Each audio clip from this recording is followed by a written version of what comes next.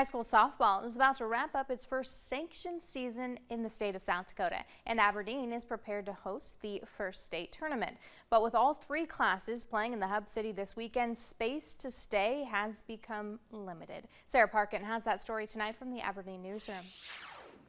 24 high school softball teams, their families and fans are preparing to head to Aberdeen for the first ever state tournament this weekend. And many hotels, like the Best Western Ramkota, already have all of their rooms booked up. Brand new facilities and a Parks and Recreation department that was happy to put in temporary fencing meant the South Dakota High School Activities Association couldn't pass up the opportunity to have all three classes travel to Aberdeen for the first state tournament.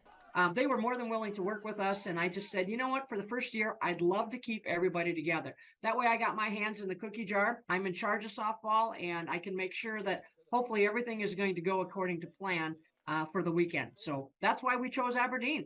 But now, concerns about the lack of hotel rooms available are making the Activities Association reconsider having all three classes in the same spot in the future.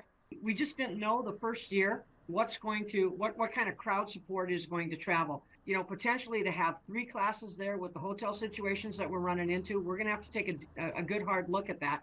A majority of the hotels in Aberdeen are booked for the weekend, but some hotels, like the White House Inn and Town Place Suites, have spots left.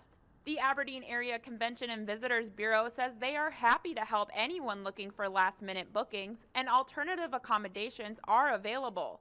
We have probably one of the nicest campgrounds in the state of South Dakota, Wiley Park and Storybook Land, two state campgrounds, Richmond and Mina, just outside of the city limits.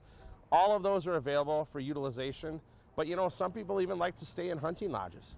Despite any accommodation issues, the Activities Association tentatively plans to bring the tournament back to Aberdeen next year as well.